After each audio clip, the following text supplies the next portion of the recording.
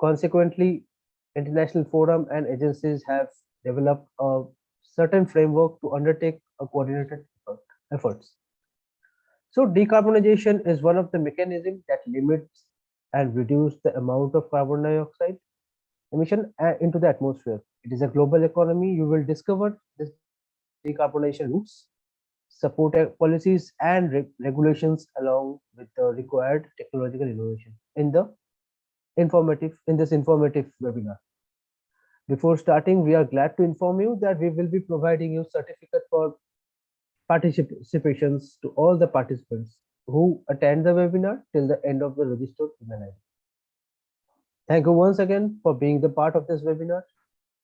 I would like to request you to mute the mic, and if you want to ask any questions at any point of time, you can type the questions at the Q&A box, which is at the bottom, so that it does not disturb the course of the webinar. You can also raise the hand while having any kind of queries. All the queries and the answers will be addressed in the middle and at the end of the webinar. I would like to take your attention to the short courses that are related with this topic and will help you to understand low carbon global economy, innovation and technology. Some of them are executive diploma in energy efficient building, essentials of sustainability, executive diploma in sustainability and business, diploma in building service management, etc. The links are provided. You can have a look at this course as well. Now, I would like to introduce today's speaker, Dr. Roshini Paul, expert in decarbonization and environmental science specialist. She has a vast experience in business faculty at Nescott, UK, having academic and research skill excellence for business. She also had postdoctoral research assistant providing insight into the environmental studies, sustainability, and MSc in supply chain and logistics management. She has also conducted many conferences and had many publications. Thank you. We will begin shortly. Dr. Roshini, you can start. It's over to you. Thank you, Argha. Thank you for the lovely introduction as well. And welcome everyone. Welcome to today's webinar. The topic for today, as Argha said, is decarbonization, a transition towards reduced global warming. I am Dr. Roshini Paul. I've been working with UK higher education for almost 8-9 years now. So I hope you enjoy this webinar. And just as Argha said, once again, I will be happy to take any questions. So you can type your questions onto the chat. We'll have 2 breakpoints, one at the middle and at the end, and I'll be happy to answer those questions there. Okay, so thank you. And once again, welcome to this topic. Right. So what is today's agenda? So we will be discussing about decarbonization. To start off with, what is global warming? How is decarbonization as a concept works and how it is being practiced? How does it contribute, or what does it contribute towards an economy? And how is it being globally adopted for decarbonization around different countries and businesses? And how does the country's commitment to decarbonization work? Is it being adopted in policies and regulations? What are decarbonization technologies, just at a glance? How can businesses and your businesses can take up decarbonization? And how can one transition smoothly towards a low carbon economy through decarbonization? So this would be some of the topics that we would be broadly looking at during this webinar. And let's start. So global warming is nothing new. It's been there, since the start of this millennia, to be honest, and we all have been studying it from our school days, to be honest. So global warming is something that we have to deal with in our practical day-to-day life, even though it's not as, sometimes where we live, it might not be that evident, but to some countries, it's, almost a nightmare to deal with as well. So what is global warming? Now, the global temperature has always been on the rise, and it has been very much prevalent since the Industrial Revolution. So the planet, our Earth, is getting hotter every kind of year by more than 1 degree Celsius. So scientists have termed this phenomenon as global warming. However, in the recent years, this increase in has been happening very suddenly. So that's why it's quite alarming, and that's why global warming has been in the news, in the topics, everywhere you name it. So we know the pollutants and the human kind of activities have been the major contributors to global warming that's happening in the atmosphere. I don't know whether you recently saw the news in The Guardian. I think it came out yesterday that the kind of percentages of carbon dioxide, methane, and other pollutants have been increasing over the last year. If it is, then our planet is heading towards an irreversible climate change. So climate change and global warming are the two words that's been married together, not for the good cause, but for a very drastic and catastrophe in the near future if we don't sort of stop it now. So when we talk about global warming, the other term that comes in is greenhouse effect. So we already mentioned pollutants that are present in the atmosphere. These are the carbon and the carbon, sort of derivatives of the pollutants due to industry and other human activities that are causing the pollution. Is actually causing an effect due to the presence of these gases on the atmosphere, which is known as the greenhouse effect.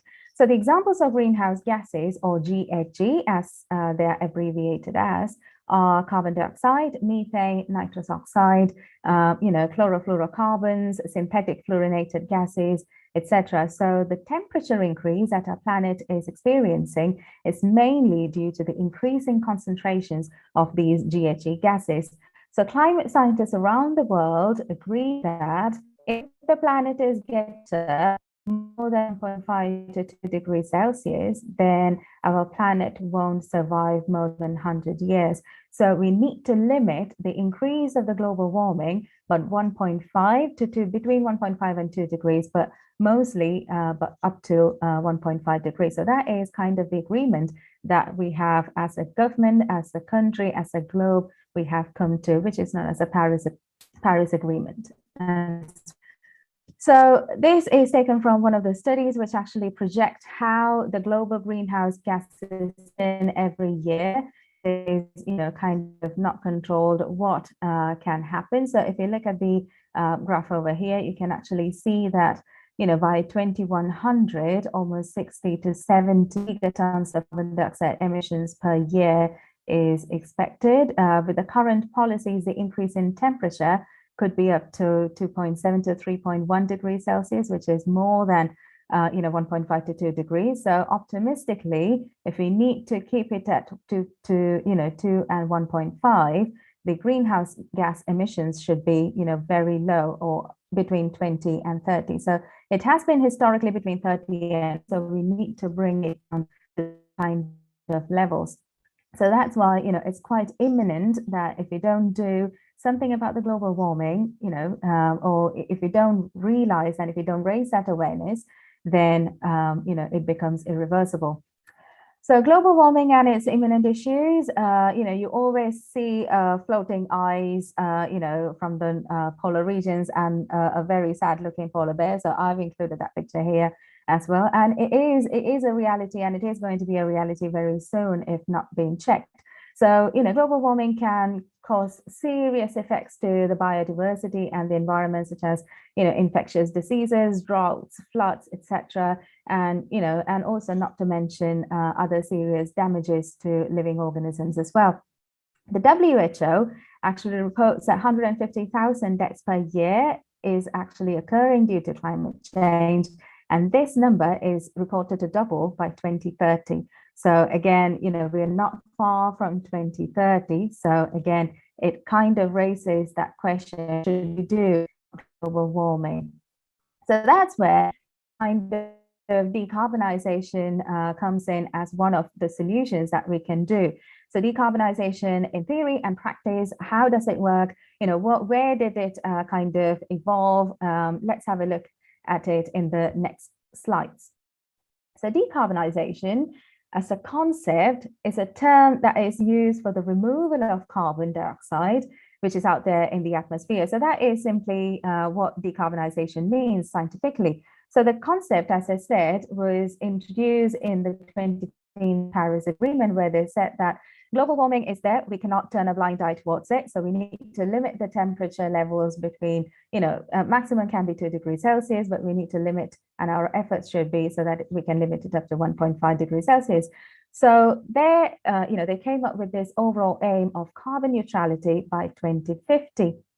So they were projecting that decarbonization can be a concept that can be taken up by businesses, governments across the country. They can set targets, etc., and take this up, and then in practical ways achieve, sort of the limitation of carbon onto the atmosphere by 2050. So decarbonization in general is a global initiative for governments, companies, and society, which includes us as well. So, we can see that a lot of companies and businesses have committed themselves to be carbon neutral by 2015. So the term carbon neutrality means that there would be carbon emitted due to their, the activities. However, it will be offset during its entire life cycle. So the carbon produced and the carbon sort of offset would be, completely equal. So that is what do you mean by neutrality of carbon?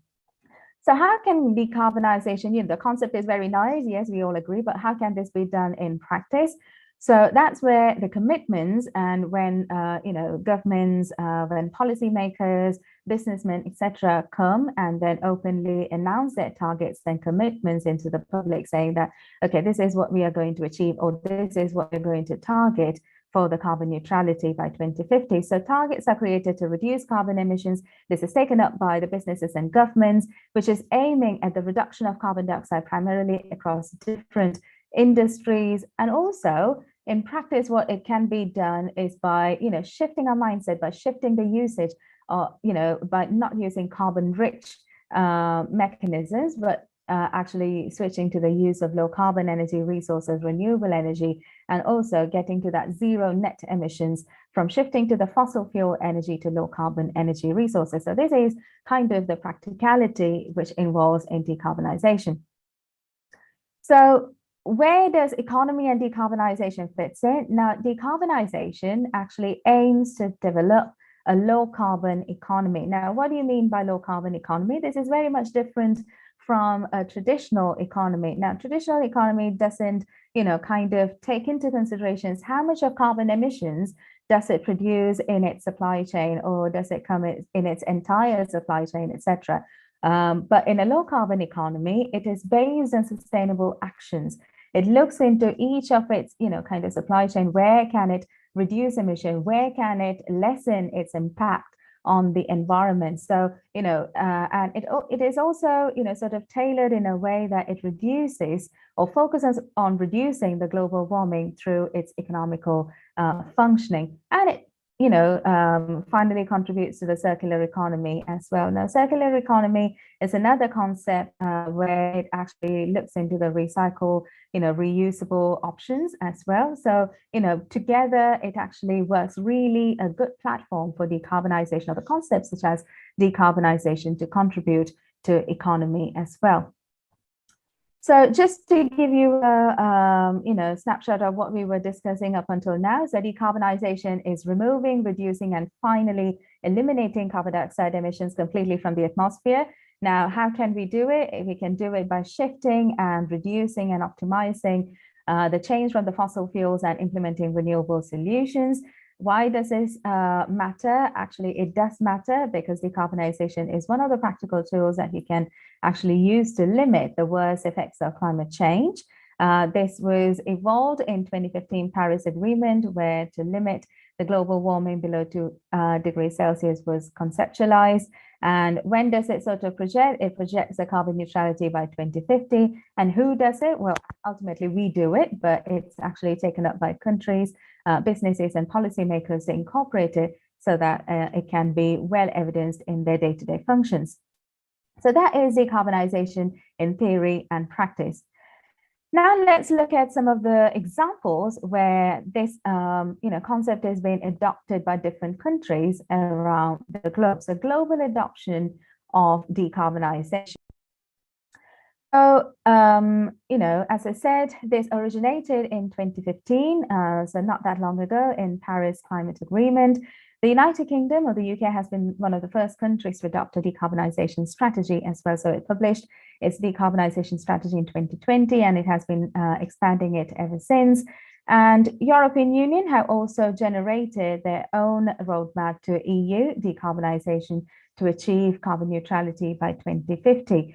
So by 2020, so within the 5 years of its conceptualization, more than 110 countries have committed to a net zero emission target by 2050, and China, they have increased it up until 2060. So carbon neutral, as I just mentioned before, some emissions will still be generated, but it will be offset somewhere else, resulting in net zero emissions.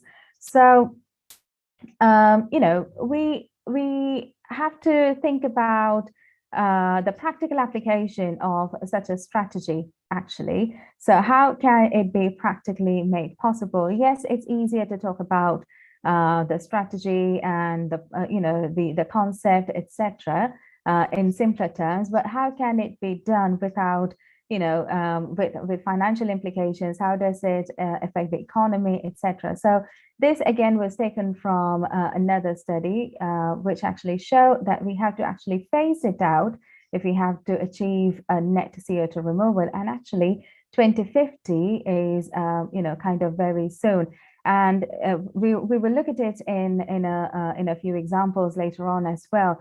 Several countries have also got their interim targets, including the UK as well, for 2030, 2025, etc. But we can see that it's not easy. It's not easy, and many of the countries are struggling in achieving those of their targets and even the interim targets as well. So, I quite admit and agree that it sounds really easy to talk about it, but in practice, it's really difficult. So if you can actually see that in 2020, or according to Leader et al. In 2018, the investment from the fossil fuels to low carbon energy efficient solutions would be peak in 2020. However, if we have to have a steep emission reduction, at least by 2025, we have to concentrate on power sector decarbonization, because we need to stop using coal or coal-fueled power stations, because power sector is one of the greatest contributor of carbon emissions. So we need to sort of target those kind of sector. So if we were to achieve a carbon neutrality by 2050, then the other sectors that we need to sort of target would be the transportation and heavy industry. So like freight transport, aviation, shipping, etc. And later on, again, this study was projecting that by 2075, we will also have to compensate for the residual emissions as well. So, even though no matter how much of emissions we are offsetting, it's like risk, isn't it? We know that there are certain risks, but there are residual risks as well. So similarly, there will be residual emissions as well. So we need to compensate for those as well from agriculture and also from the budget overshoot as well. So, ideally, even though we say 2050, it would not be a reality up until 2100. So this is kind of the reality that we are talking about decarbonization strategy.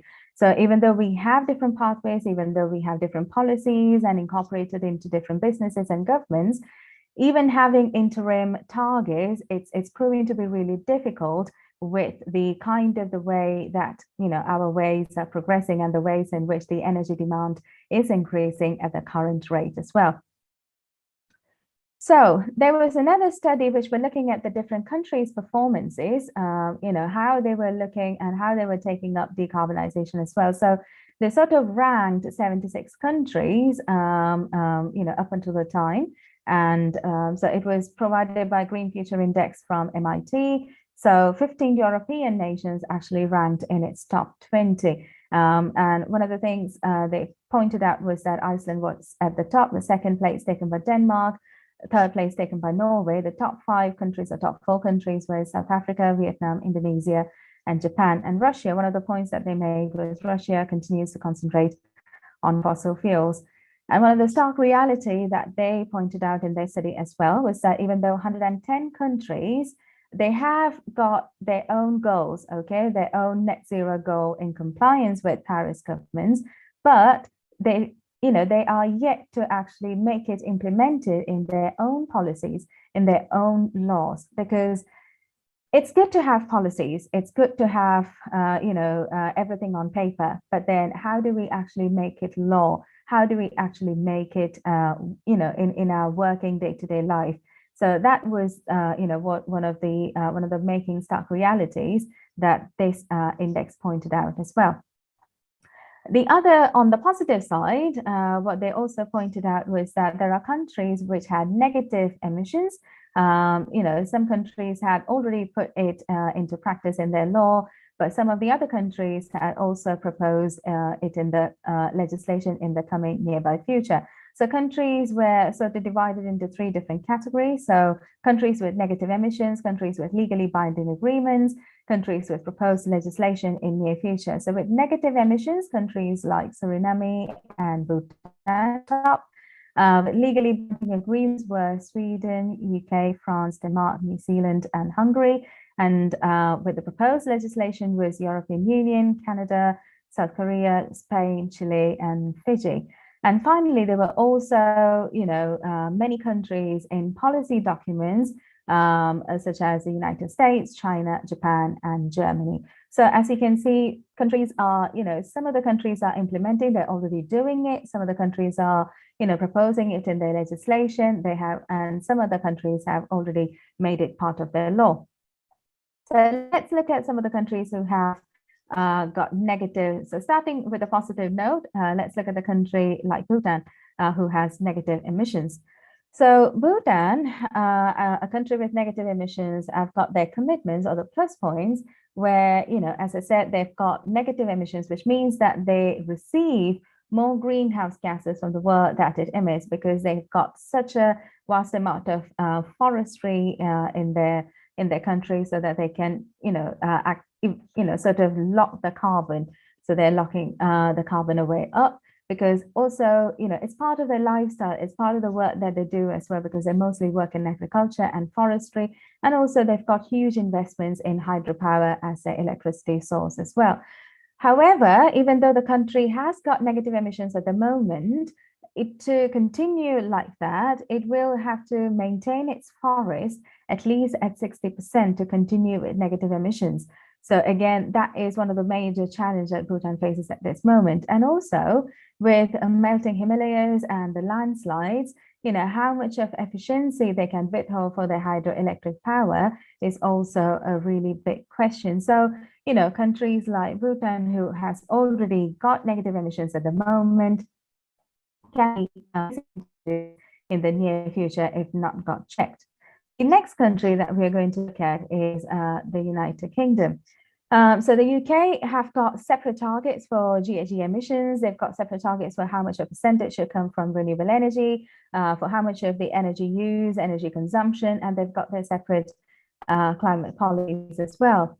They've got the target to cut the greenhouse gas emissions by 68% over the 1990 levels by 2030. So this is where the interim targets come in. So even though they have pledged themselves to carbon neutrality by 2050, they've got to check whether or where they stand in the interim, and that's the 2030 targets as well. But with recent reports coming up, it's again being slashed. It's really impossible to actually cut these greenhouse gas emissions to 68% or 50%, etc. So if you look at the challenges column, you can clearly see that. So for 2030 targets, the 87% of electricity needs to be sourced from nuclear energy or renewables. Again, developing nuclear energy or renewables is one of the places where UK has been really finding it really hard to progress. So there has been insufficient growth in the energy and the energy use application from the renewable energy side as well.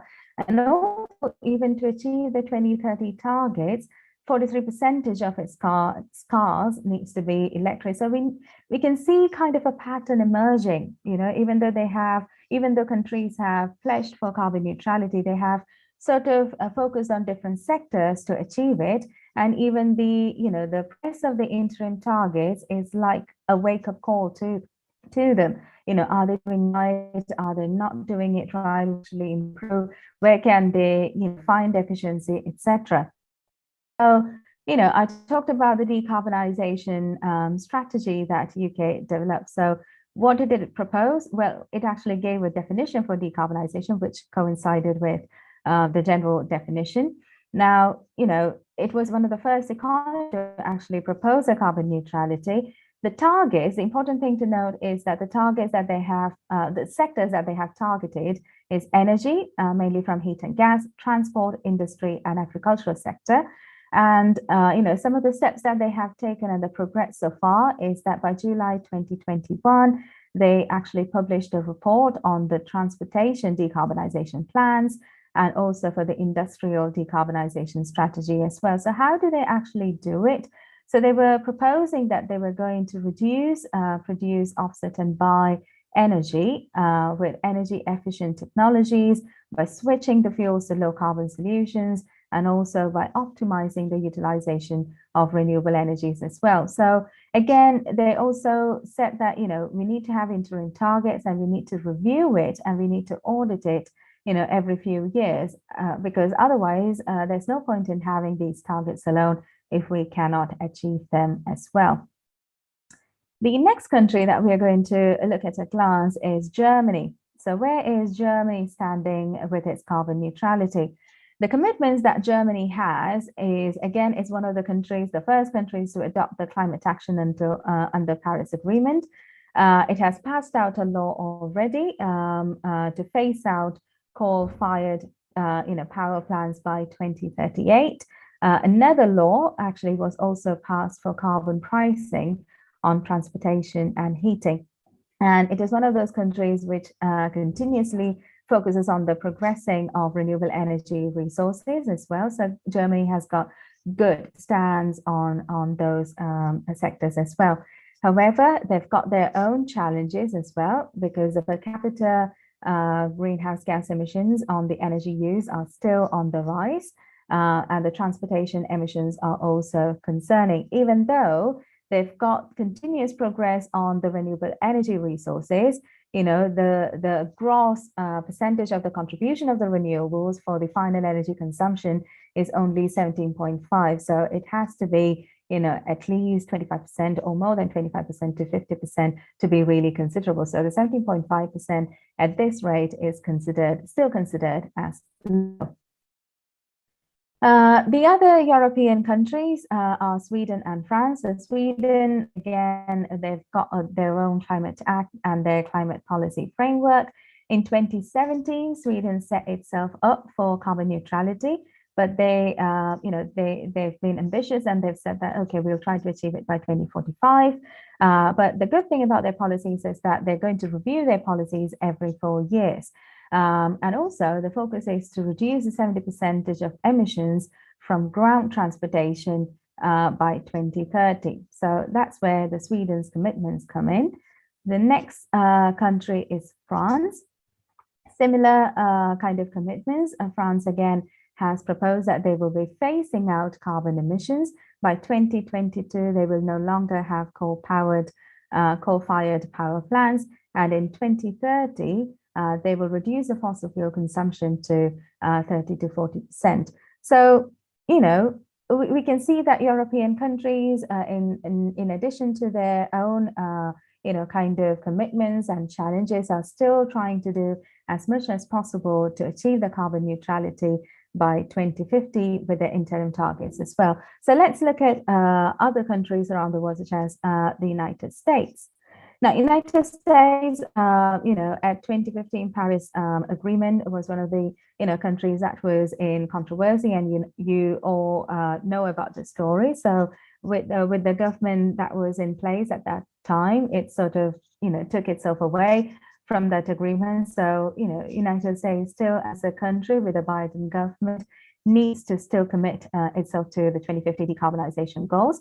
They have mainly focused on the non-carbon emitting sort of sector. So they've said that they need to double it to at least 75% by 2030, and the electricity generation would be coming from those kind of sources. So those are their commitments. However, again, United States have got their own challenges as well. So if they were to achieve these 2030 goals, they admit that they have to have really groundbreaking sort of deployment of solar and wind technologies in place. And also they need to scale back on what they are relying on at the moment for coal and natural gas firepower plants as well. So also by 2030, 50% of the new vehicle sales should be zero emission vehicles. So again, you can see that, we are talking not 10%, 15%, etc. We're talking about 70%, 50%. So they know that in order to achieve what they have committed to, huge amount of or huge share of, sort of commitment has to come from decarbon or low carbon sources. And also, they've said that any building that has got electric heat pumps, they have to sort of replace it 20% of the fossil fuel furnaces with electric heat pumps as well. And also they have to have new policies in place for new construction to be all electric and no fossil fuels involved as well. So, there are certain challenges like the European countries that the United States is is facing as well. Finally, let's look at how UAE, is doing.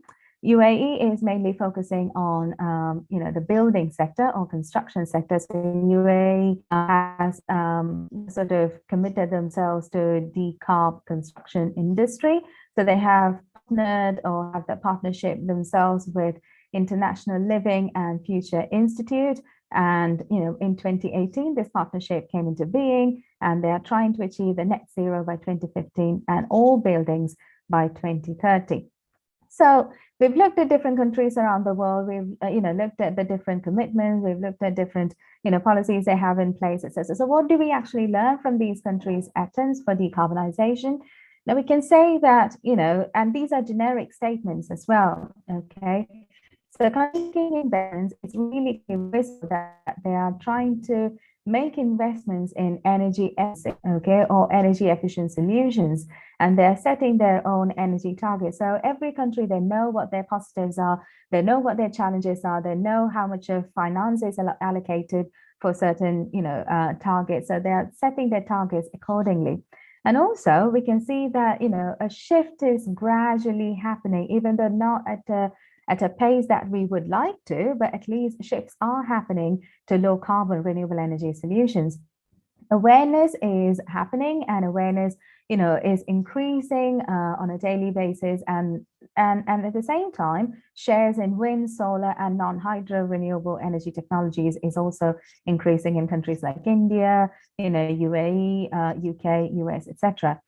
Growing wealth and economic modernization with electrification of the energy sector. So as I said, energy sector is a major contributor, or one of the major contributors for the carbon emissions. So most of the countries are targeting their energy sectors as well.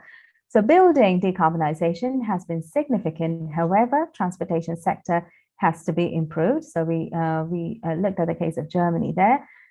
Global shared and direct commitments to clean, efficient ways of decarbonization is still in progress.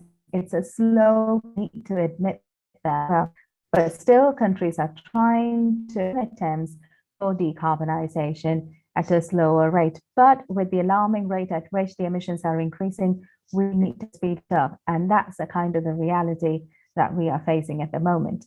Okay, so I would stop there. I can see there are quite a lot of questions, and there were quite a few raised hands when I was talking as well. So Argha, I'm ready to take some of the questions now. So shall I just stop share and then No, you can keep it. Questions?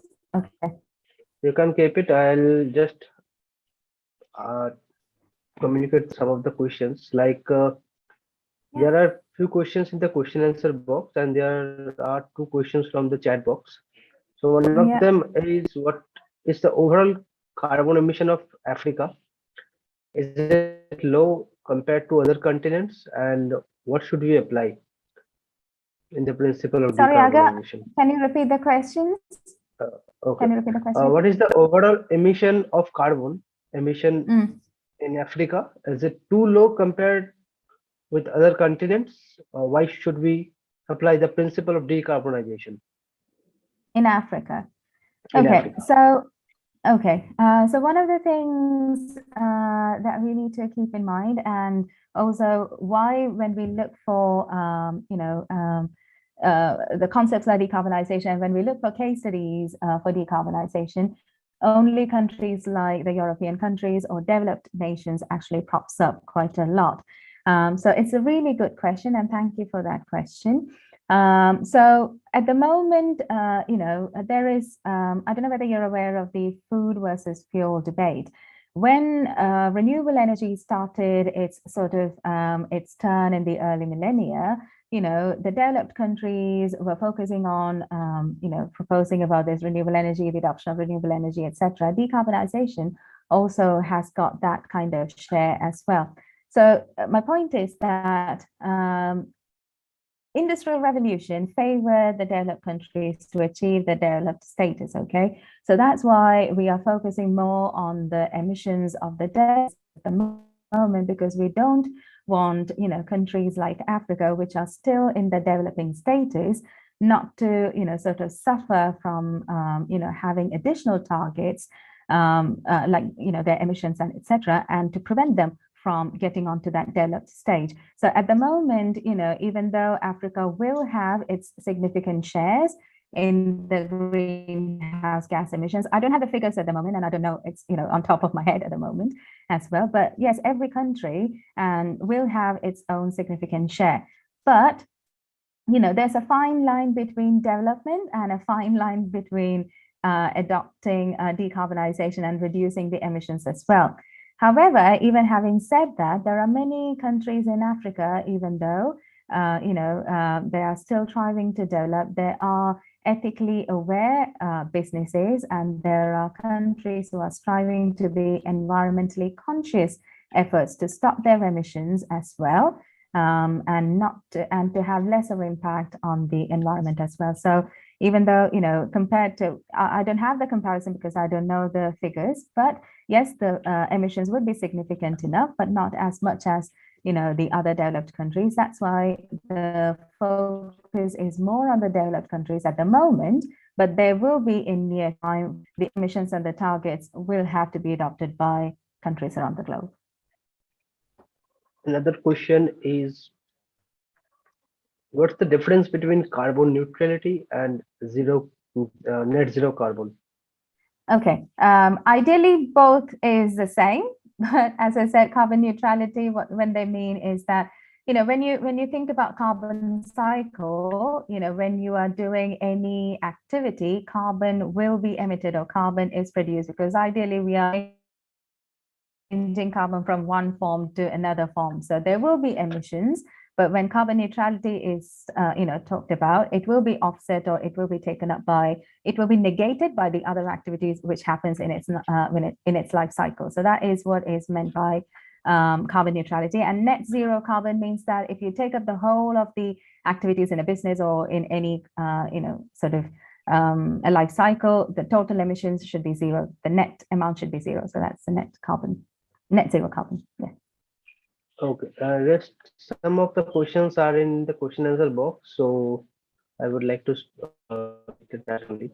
So how will a less developed country that need to develop their industry for the welfare of the people go about achieving development and contributing to decarbonization effort? Okay, so how will less developed countries that need to develop their industries or the welfare of the people go about achieving development and contributing to decarbonization efforts? Again, as I said, there's a fine line between development and taking up decarbonization.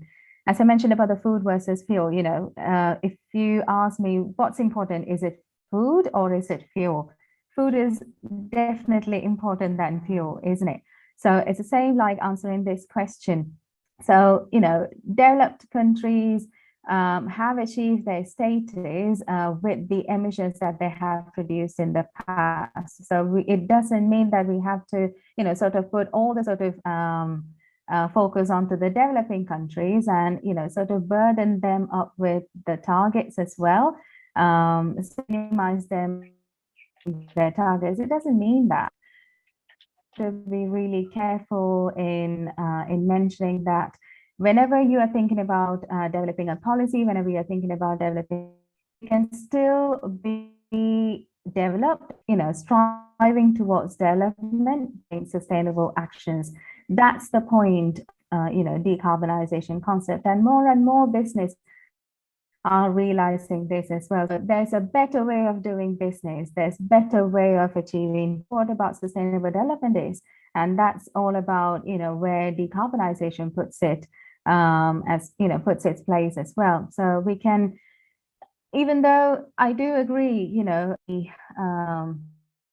the climate change is inevitable. It's happening at an alarming rate, but we can still be a good sustainable business and still achieve development, in my opinion, anyway. Argha? Okay, another question is, does usual natural gas for heating house contribute to global heating too? Does using natural gas for heating houses contribute to global heating too? So I'm not quite sure. Yes, it will have its emissions anyway, isn't it? So, it depends on the number of houses, but natural gas, it will have its contribution to global heating, and it depends on the intensity, it depends on how many number of houses you're using for heating using natural gas, etc. Yeah, it will have its contribution. Yeah. Okay. So what can be the solution for the lack of energy when different sources need to be exploited to meet up, but we are still trying to preserve the environment? Okay, what can be the solution to the lack of energy when different? Okay, that's an interesting question. So, we do say that a lot of renewable energy options are there. So wind energy, solar energy, other renewable energy sources, etc., are there. So, everybody, when we talk about wind, they're very passionate about wind. When we talk about solar, we are passionate about solar energy. The reality is that we need to find an optimal choice of renewable energy. And just as you said, not just one renewable energy can be a final answer. We need to have that kind of a combination of renewable energy resources so as to have an optimized solution, because otherwise, if we are, and it differs in from place to place. For example, if a place has natural sunlight, available 365 days, solar energy would be most preferable. However, if they can have other places which have got high winds as well, there's no, they can also implement wind solutions there as well, isn't it? And they can use biomass if they can have other options of bioenergy as well. So the answer would be that you have to find, every country or every place have to find their own optimal combination of renewable energies or other solutions, so as to have that kind of a energy solution. Because otherwise, if you're just relying on one source, so that might not be enough, I think. Thanks. Another question we are having is, too many questions are coming. Yes. So do you have any information about Kazakhstan? Do they have programs for reducing carbon emissions? I'll have to look it up, to be honest, Nagis. I don't have any information Data-oriented about questions. Kazakhstan.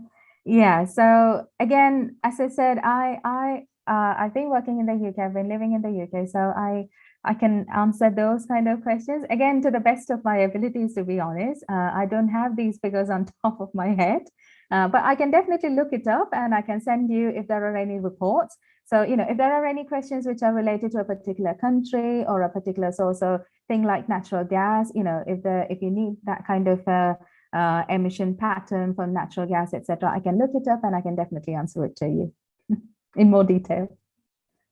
Another learner, Nitin Prasad. So he is asking Bhutan reconsidering its tourism industry, wanting to expand its number of tourists. They love the country per annum. Won't this affect the current country in the world? Okay, that's a good question, actually, Nitin. Yes, I do understand that, even though Bhutan is a country with negative emissions at the moment, again, they have to come up economically well as well. So tourism, they do rely a lot on the tourism industry, and that's why they are going for increasing the tourism. However, there's this term called as sustainable tourism. So they can still expand on the tourism and they can still have lots of tourists coming into their country, but with the concept of sustainable tourism. But so, even though they are allowing more people to come and enjoy their country, that will not have significant impact if they're practicing the concepts of sustainable tourism, and they're going to practice that. Okay. Another question is, how can some African countries can be assessed to decarbonization, especially when the forest fires are experienced annually and they are during dry spell, and yet they are not in the three categories? How can some of the African countries be assessing? Again, as I said, I don't have information about Africa at the moment, but again, the forest fires are happening, and it's yearly happening in countries like the US as well, in California. So we hear it in the news as well. So again, and it's a good kind of what's the word that I'm looking for? Observation. Even I didn't find any information related to Africa. I should have looked, but yeah, definitely. Thank you for raising that, job, and I will look into where Africa's stance is. But I really do think that with the forest fires and everything happening, they will definitely increase the carbon dioxide emissions during the dry spell, as it is happening in California in the US as well. So yeah, I'll definitely have a look.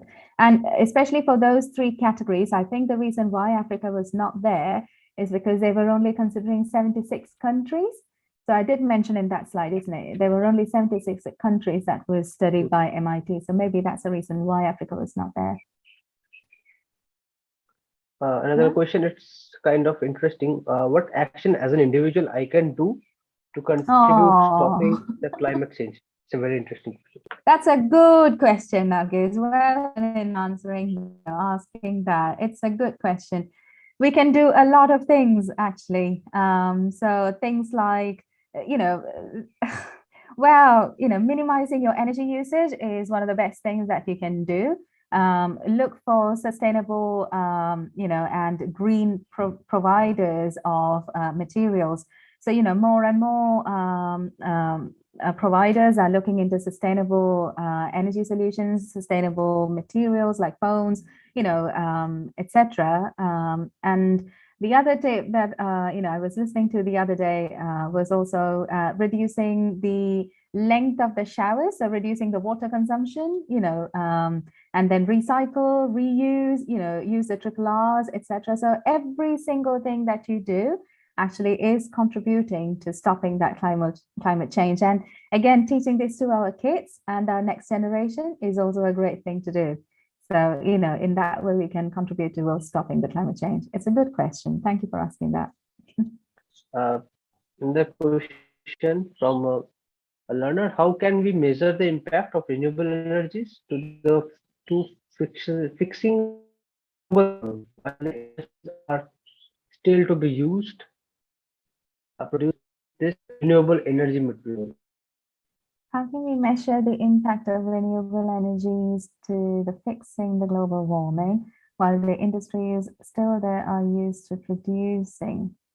I didn't quite understand. So the way by which renewable energy or renewable energy sources are measured is in their efficiency. Okay, so for example, renewable energies are used to produce electricity, so hydroelectrics or wind energy, etc. So the amount of, sort of they do LCA, so life cycle analysis. So once you do the life cycle analysis, you can actually see the impact of, and there are several studies available in the literature looking at the different impacts of renewable energies.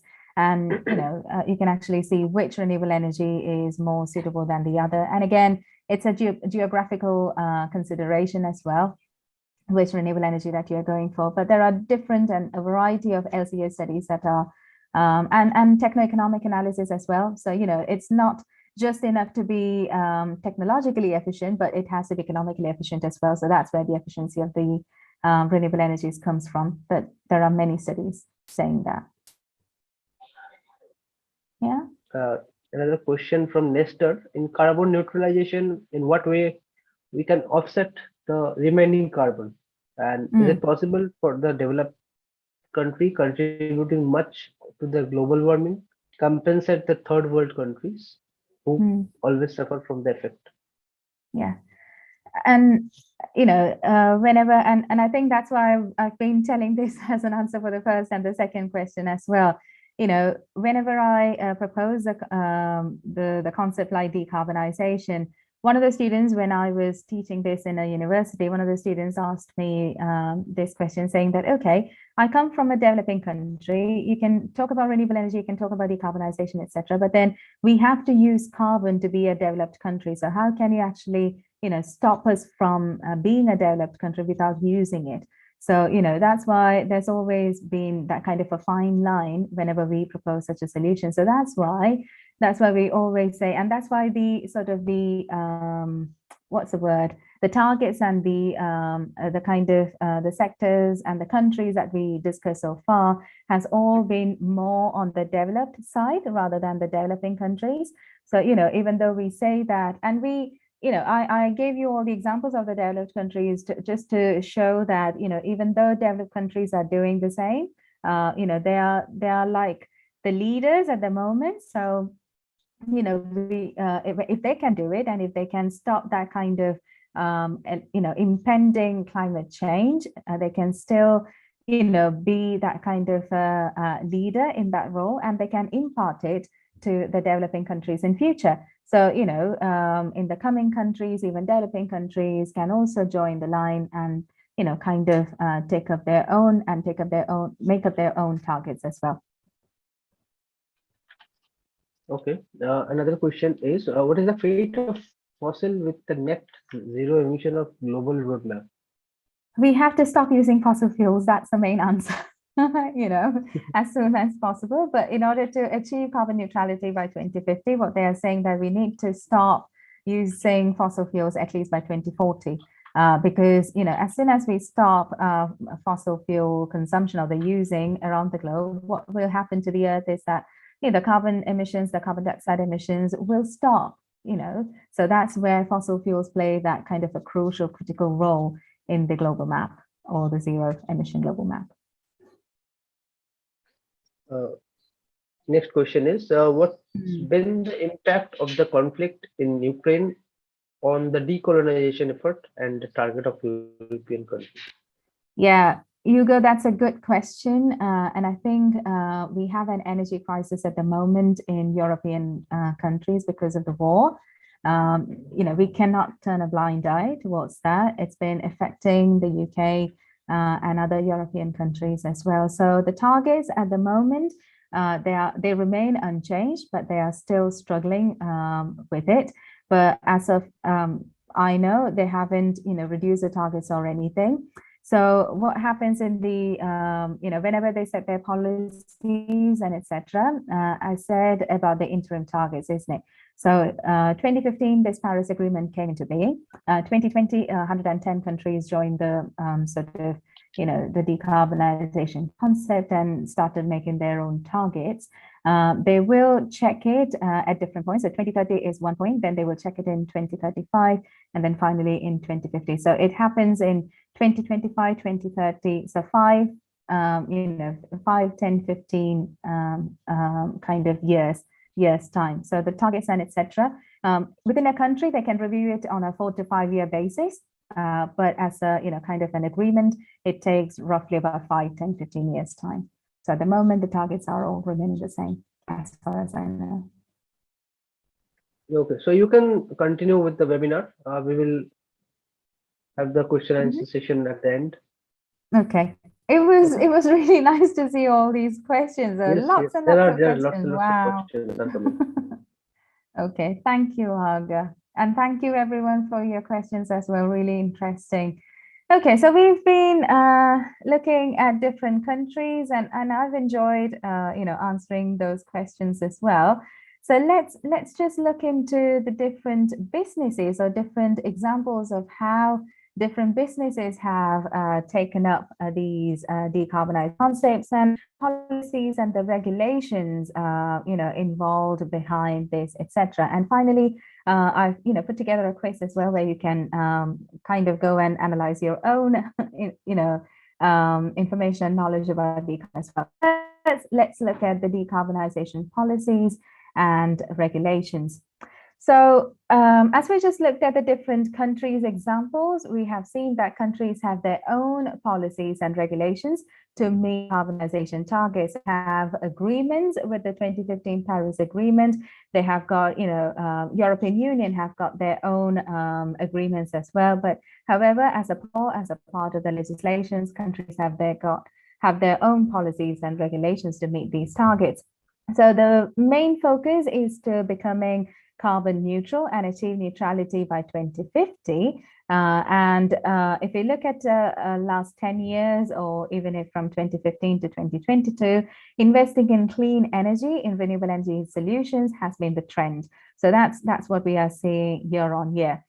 Another a world organization who is continuously striving in the construction sector is the World Green Building Council. So what they do is to help global projects, working construction projects, to work towards zero emissions and to have net zero emissions in the entire building industry or construction industry by 2050, and a net zero carbon in all the new buildings that they are constructing by 2030. So even though we know that Paris Agreement has got the 2 degrees Celsius and 1.5 degrees Celsius limit, since the pandemic, since COVID-19, we've seen that the world is heading for a temperature rise even more than 3 degrees. And as I said, if you go and read Guardian News from last night, actually, you can see the increase in the percentage of the carbon dioxide, methane emissions, which has been unprecedented. And if it continues, we are going for an irreversible change effect. So let's just look at the decarbonization technologies that are in place, which would help in achieving towards decarbonization policies, regulations, etc. So decarbonization technologies, what they are actually meant is they are there so as to aid for a transition in the global energy usage. So we are using fossil fuels, we are using fossil fuels for our energy solutions on a day-to-day basis. So we need to sort of change that and shift that to cleaner energy solutions. So, energy sector actually accounts for about 3/4 of global GHG emissions. So that's why we need to bring about that change in the energy sector with these technologies. So ultimately, countries will have to have energy strategies to decarbonize their power sector using the aid of these technologies so as to achieve that carbon neutrality. So energy efficient technologies, alternative energy sources such as renewable energy sources, wind, solar power, biomass, etc., or electric fuels or a combination of electric fuels, carbon capture, carbon locking, etc., or long or shorter energy are all part of decarbonization technologies. As I just mentioned in the Q&A before, there are several studies available in the literature looking at the LCA analysis of different renewable energy technologies that can be utilized for decarbonization.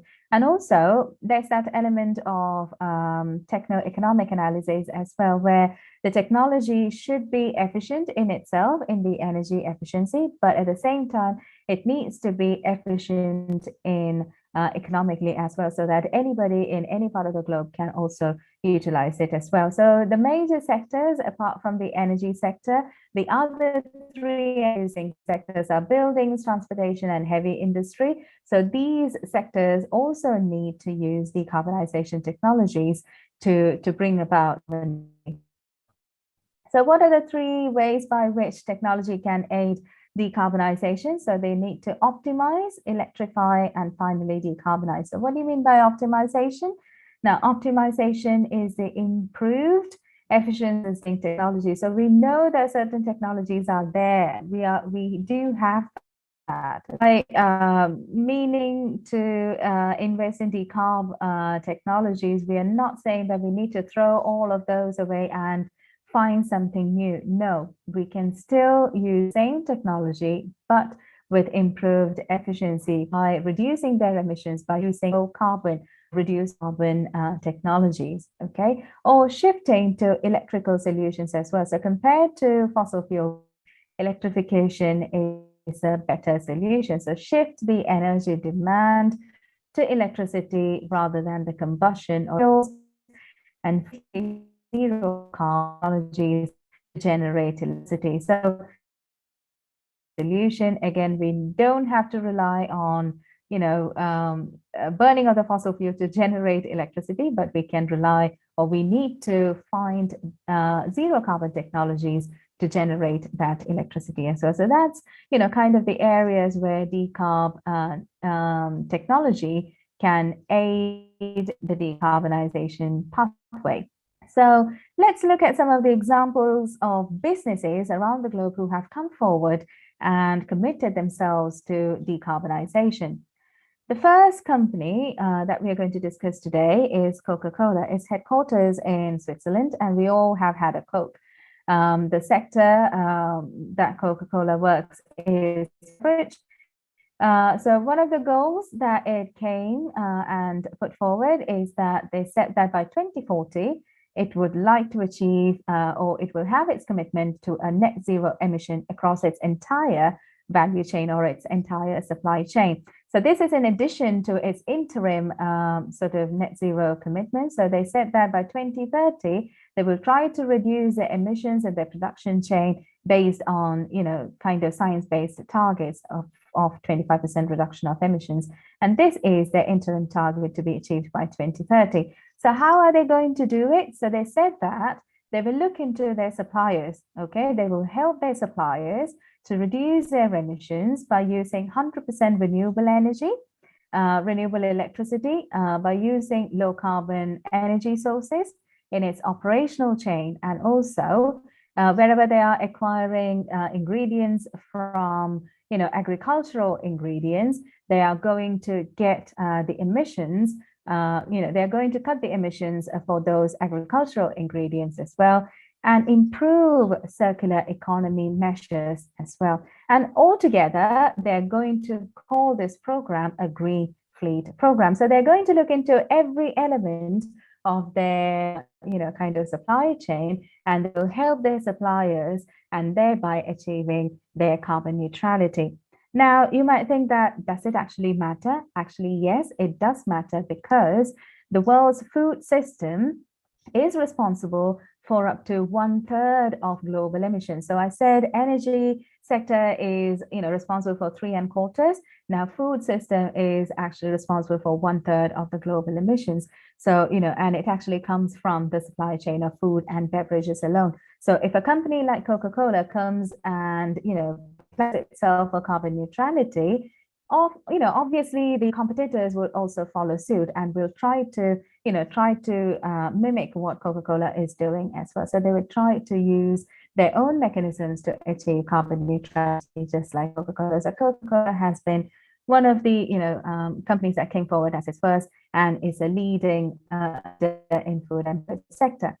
Now let's look at another example. Another example is General Motors and GM. Its headquarters is in USA. The sector is automobile sector, and it's #1 in USA as well. Now they came forward and they said that they're going to become carbon neutral by 2040 in its entire products and in its operational chain.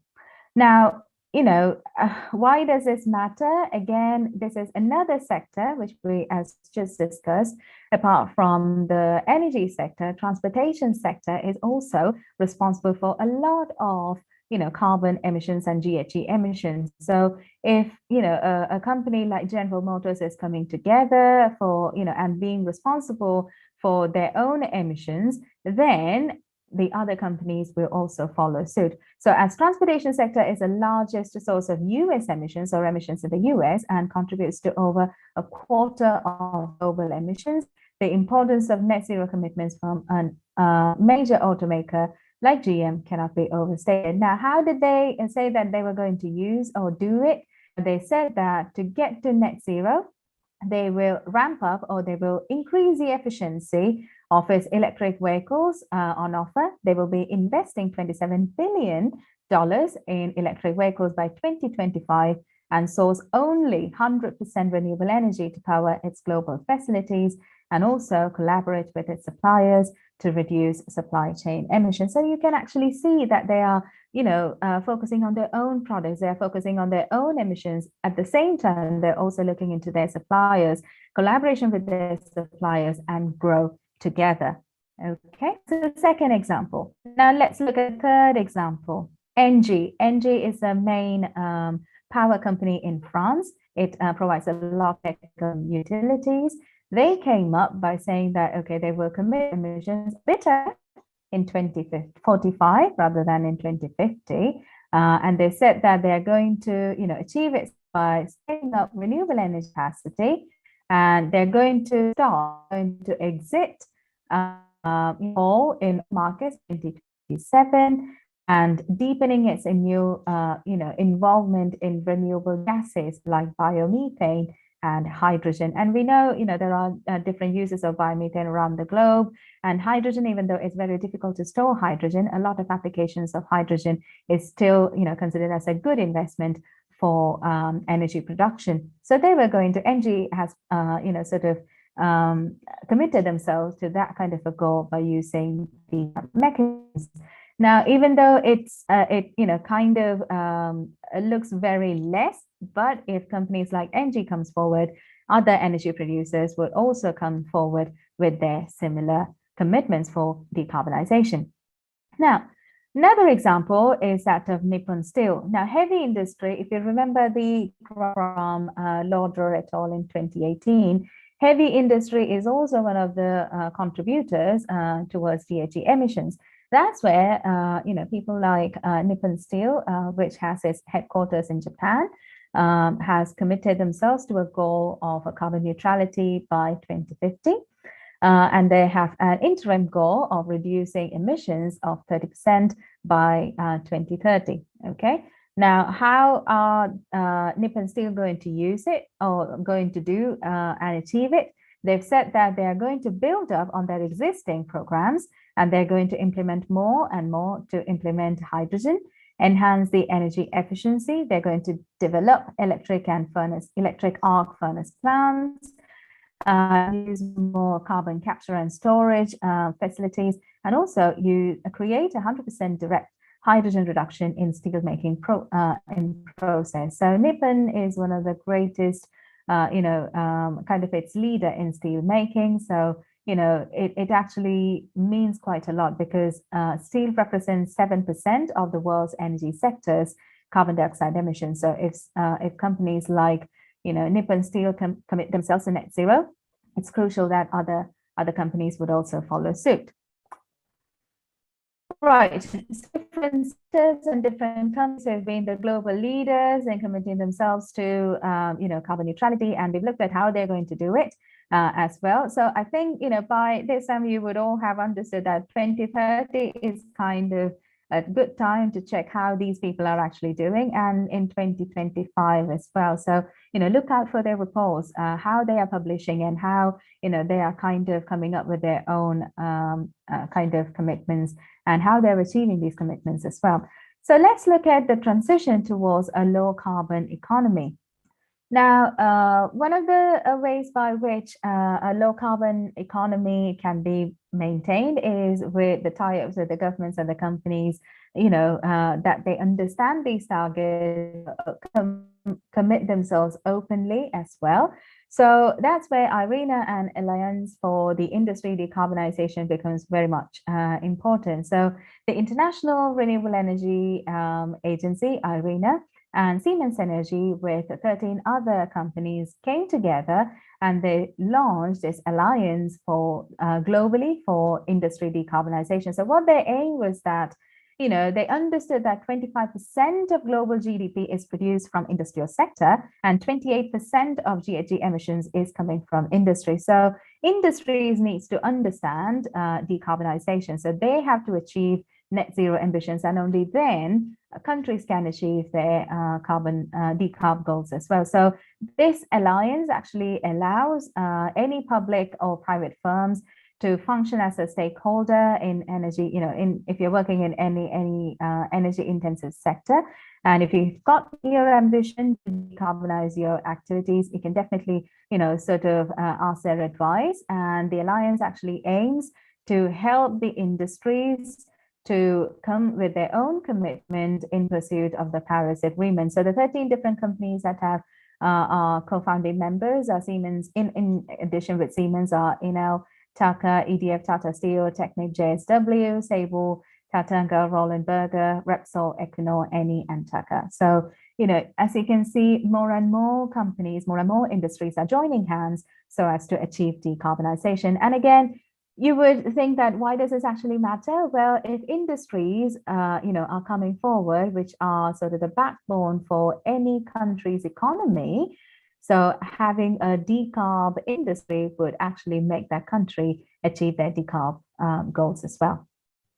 So how can you, so Nagis, this would actually answer your question partly as well. So how can your business move towards a low carbon economy? Now, we all know the concept of corporate social responsibility. So every company commits themselves to behave responsibly, and that's where CSR is there. But, in the recent years, it's been proven that having a good CSR is enough, but you have to show yourself up for carbon neutrality, and that is valued more. So having your own carbon commitments, having your own carbon targets, etc., is valued more. You can measure as an individual or as a business, you can measure your footprint, your carbon footprint, and you can discover your own ways to reduce emissions. And for that, you can choose green options. So there are suppliers who claim themselves to be green solution suppliers, green energy companies, etc. So collaborate more with them for your energy solutions. Transportation, again, more and more public transportation is favored rather than using your own private vehicle. So you can incentivize shared riding, public transport, etc. Pandemic has already taught us a good lesson that we don't have to be offline, attending conferences, etc. You can web host events like what we are doing today. Green procurement, so source goods which have been produced locally and sustainably, and also go paperless, use less paper, use reusable office supplies, stock them for a year or so. So, buy in bulk, which are sourced sustainably, upcycle, recycle, computers and accessories, check for it, invest in e-waste recycling programs, batteries recycling programs, etc. So again, there are a lot of ways by which your business can help and can transition towards a low carbon, or can, contribute towards the low carbon economy as well. So finally, why be a part of the decarbonization journey towards a low carbon reality? Well, as a business or as an individual, the journey towards decarbonization is not just about an ideal sustainability action, even though it is promoting sustainability. It's not just having those ideal targets, it's not just having those ideal numbers, but it's all about a human vision. Okay, we need to see ourselves in future in a good climatic condition, in a good, sustainable planet, in a good low carbon economy. So that is a futuristic human vision. And also, we've seen at the global trends, we've seen at the different companies, organizations, and countries actually putting their own targets and their own hand forwards, so that because they are understanding that it's necessary to think about the impact that they're leaving on the environment and also on the society. So, we need to think urgently, we need to act urgently as well, so that we can, have a positive impact, a positive imprint on the environment. And also, having a low carbon economy creates opportunities. There are lots of incentives, there are lots of subsidies for, available out there, which can actually have a financial return for your businesses as well. So entering a low carbon economy adds value to your company's brand as well. So as an individual, as a part of business, etc., if you're thinking and if you're putting yourself up for the decarbonization journey, it is, it does matter. It is worth putting yourself for that, decarbonization journey. Why? Because, it is contributing to a vision, it's contributing towards a sustainable action. You are contributing to a positive impact on the environment and the society. You're getting some financial return for it, and also you're increasing the company's brand as well. So at that, I would like to conclude my slide and would like to thank you. And I would say that your choice actually matters. So do think about it. Do go and find out about where your country, where your business is standing in terms of decarbonization, not just in terms of decarbonization, but towards decarbonization. What is my carbon emission? Where can I do something better? What can I do something better? What can I do sustainably, etc. So I hope, I've provided some sort of inquisitiveness to you through my slides, and I hope, you have benefited somewhat from these slides, and thank you for your questions, and I'll take the questions now. Argha? Yeah, so we have many questions actually. Okay. Yeah. So I'm taking questions so that after that you can answer and we can go to the quizzes. So one of the questions is there is a Yeah. increase of water level in lakes, river in African countries such as Uganda, South Sudan, etc. due to more underground water is coming out. So could this be attributed to global warming or underground water coming out? Well, one of the things that global warming causes is rise in sea levels. So that is proven that one of the dire effects of global warming is increase in sea levels. But with underground water coming out, I may not be quite sure, but yeah, could be. Because if the water levels are increasing, it could be an indirect effect of climate change as well. But you will have to look into local studies to answer that. Yeah. Okay. So another question is, what can civil society do to support government effort in decarbonization?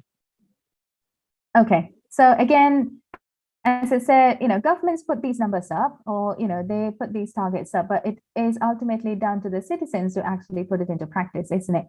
So a simple example can be about the triple R's, recycle, reuse, etc. So if you are practicing anything to have a positive impact on your environment, to have a lesser impact on a negative side, then you are doing as much as to support your government towards decarbonization. So that's one of the ways by which you can actually support decarbonization. An easy example. Another question is, what role would investor play in the process of decarbonization process? Sorry? What role do investors play in decarbonization? What role would investors play? Oh, lots. And that's why I gave you the examples of different businesses as well, because investors can actually invest in the right technology and in the right business as well, isn't it? So if investors are seeing that, say, for example, investors will have this pot of money, isn't it? So they will have certain criteria as to put this pot of money into the right hands. So if they get applications for these pot of money from a sustainable and a non-sustainable option, they will only go for the sustainable business, isn't it? So, investors actually can choose wisely and choose a sustainable business and support them. And then again, they can favor decarbonization in that way. Another question is from Question. Can you outline some of the ways to reduce energy consumption and its efficiency? Where is it, Argha? In the down. To reduce energy consumption and its efficiency. Well, if you're talking about household energy consumption, as I said, invest in good quality energy equipments, use less energy as much as possible, reduce water consumption. If you're turning on your radiators or air conditioning for longer hours, reduce that as well. Reduce your screen time. There's lots of ways actually to reduce the energy consumption. Okay. Dr. Roshini, you can also select questions if you want. Okay. You are the expert. Not really. I'm trying to answer it as much as possible. Okay, is it likely that European countries will not hit their emission reduction targets for 2030? If so, how do you expect governments to react? Question from Mark Templey. Mark, that's a really good question. As I said, even from the UK's perspective, there was a good report that came out in 2020 because we had another interim target for 2025. And we could see that we were really struggling with even with the 2025 targets. So, if we were struggling with 2025 targets, you can imagine what's going to happen with the 2030 targets. But we need to keep striving to do the best that we can. And I think that's the kind of attitude that the governments have taken as well. And they will modify the targets accordingly. And the good policy, as we always say, is honesty. Honesty is the best policy. We have to be honest about how we are doing it. If we are struggling, we need to accept it and we have to change it and we have to strive more. And that's the way that countries will be moving forward. Okay, let's move on to another country, another question.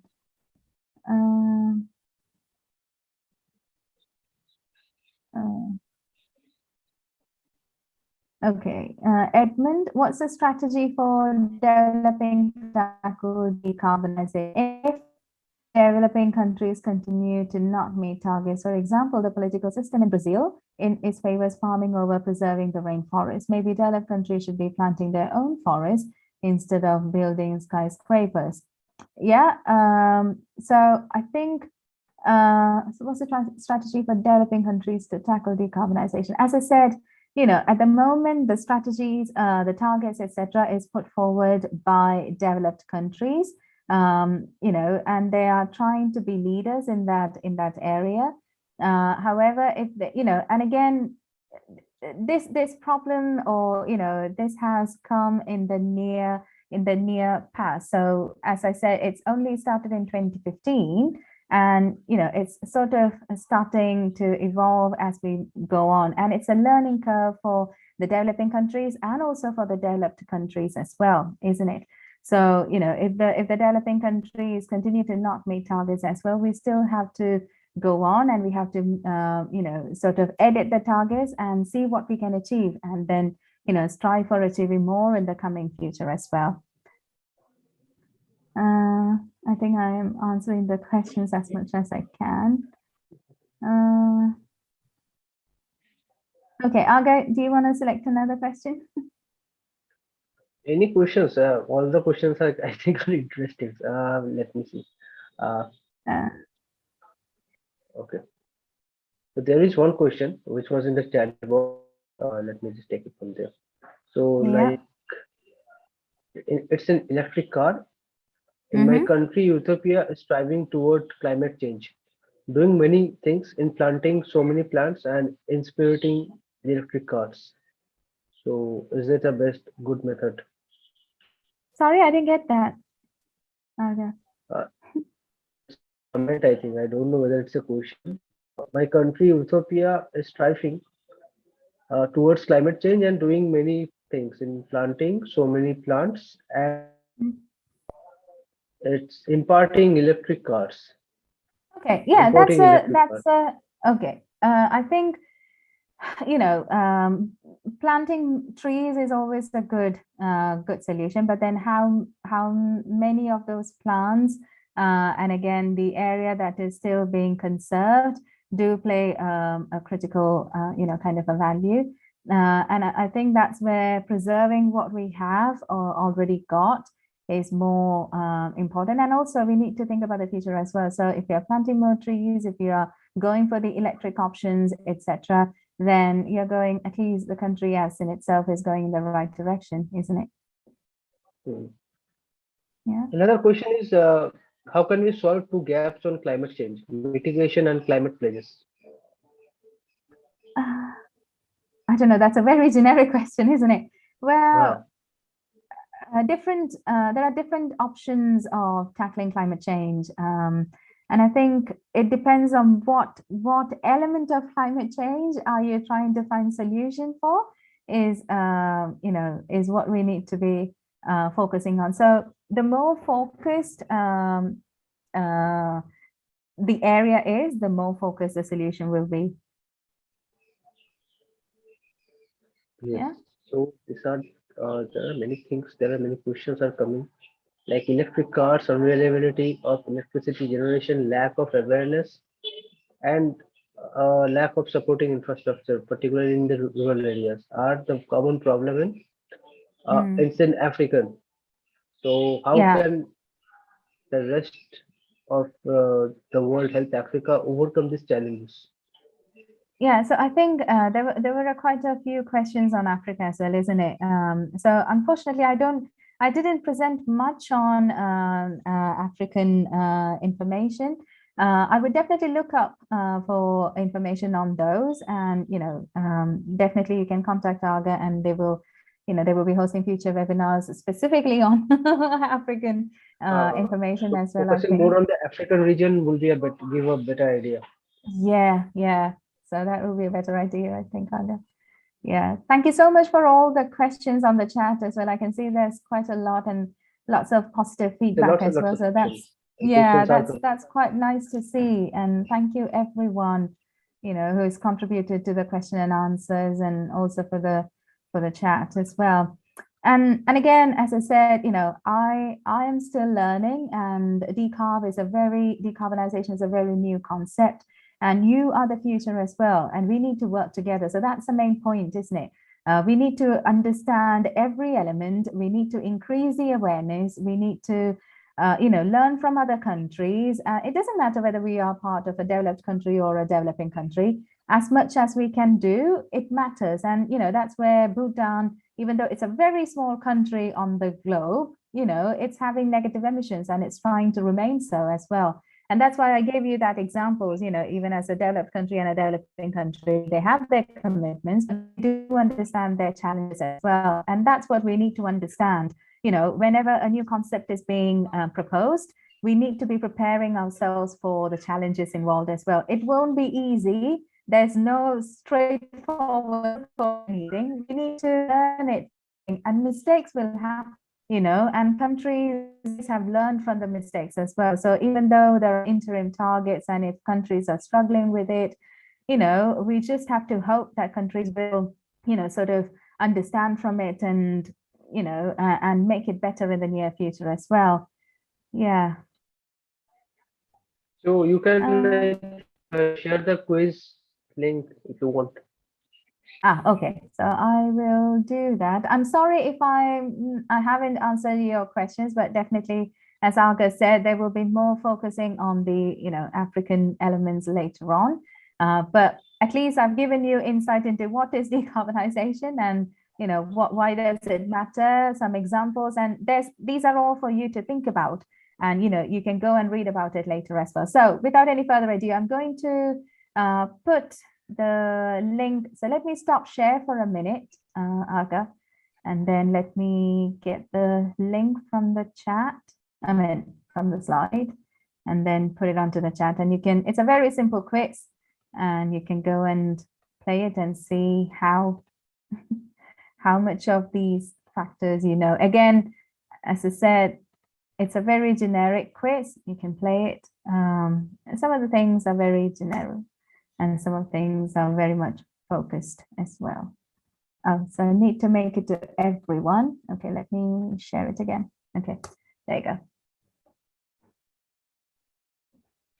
Yeah, it's received. So Okay. Uh, do attend the quiz. It's a very generic quiz, Yeah. and there Do is you one. still need me So here, Argha? Or yeah, sorry. do you still need me here? Or You can stay. I have to. There is one presentation I will be doing. Then we can leave. okay, I'll And there is remain one on mute. question Farhat is asking. His question has not been answered. So let's just not break her right. So are there any startups in Asia working on decarbonization technology? Startups in Asia. Yes.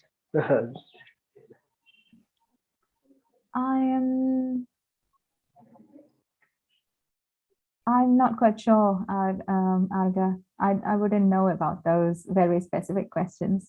Sorry. Yes. There will be. I think, you know, there Most of are the there will business. be. They are focusing on Yeah, there CSR will activities. be. Yeah, will be. And, you know, more and more services are coming forward. So there will be starts Investors are coming and definitely. investors are focusing on the decarbonization stage. Yes. They're not Even just though, taking you know, they product don't. for the sake of taking it. Yeah, I think even though the word decarbonization is not that, you know, kind of familiar, but CS is that, Hmm. you know, familiar with people. So, you know, there will be startups definitely. Yeah. Okay, thank you. Okay. So before ending, I would like to take your time. So, like in UniAthena, as I will be insight on UniAthena, it's a online platform focusing on masters, doctorate, and short courses. So it's established in 2019. It's a edtech platform. Its headquarters is in UK. So we have a partnership with 10 universities and professional qualification authority. We have 225,000 learners around 200 countries, and we offer 400 plus courses. So the partners we are collaborated with is UCAM, Alberta University, GMU, California University, Arizona, Ventenius University, American University, CMI, Chartered Management Institute, CIQ, Cambridge International Qualification. So we have normally provide two main division of courses. One is the academic program where we offer masters like masters in supply chain management, masters in human resource, MBA, MBA like we have executive MBA, we have MBAs, we have international MBA, we have micro credits, and we have doctoral programs. In the short courses, we provide different types of courses like basics, essential, mastering, diploma, executive diploma, and MBA in sales. These are short courses. These are normally for free, and this ranges from the class ranges from 5 hours to 40 hours. It's very short span of time. The course. So why do we consider UniAthena? First is the flexible payment. Uh, yeah, the learner can progress with the way they want. We have a personal tutor, so the learner can connect with the personal tutor and rectify any academic issue he or she is facing. It's completely online, so the learner can access the portal from any part of the world. It is accredited by good university that gives us the trustworthiness, and the learner can study at their own pace. It's not time bound. So we have video lectures. In the video lectures, it has a theoretical version of the video lectures, theoretical aspect of the video lectures, which is we call it as essential reading. We have additional resources where the entire author's work or the elaborated thesis is providing the URLs and the e-library DOI number. And we have reference material where you can also download the documents from the portal as well. So you can check us out at www.uniathena.com. We have our contact details. You can contact us at United Kingdom. It's in Magdalen Center. In India, we have a Pune office. You can visit Pune office and you can check us out. In the Middle East, we have our office in Sharjah. You can also contact us through the email at admissions@uniathena.com, or you can also contact Fatima@uniathena.com. Thank you once again for being the part of this wonderful session, wonderful webinar. Before we end,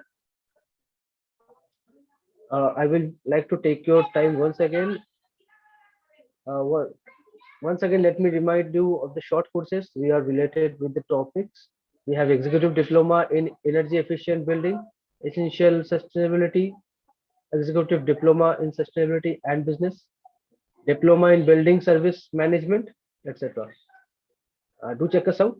Links are provided below, and you will definitely receive the certificate for participation via the registered email ID. Thank you, everyone. We appreciate you being here. You can revisit the webinar session through our UniAthena YouTube page. I can thank you once again for joining us. We will see you next time. Thank you. Thanks a lot. Thank you, Dr. Roshini. Thank you, Argha. Thank you for the Bye. wonderful session. Bye. Thank you. Thank you for hosting it. Have a nice day. Thank you. Thanks a You lot. too. Bye. Bye.